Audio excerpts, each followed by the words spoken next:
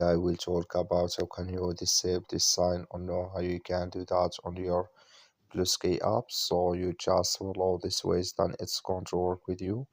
All you have to do, you just go here, you go above this sign, click on it here. So then it's going to show for you a list like this. Then all you have to do next, you just click here on settings here, just click on it. You come to except here, it's going to show for you like this here. Then all you have to do next, you just go down here, then you click here on trade preferences, just click on it.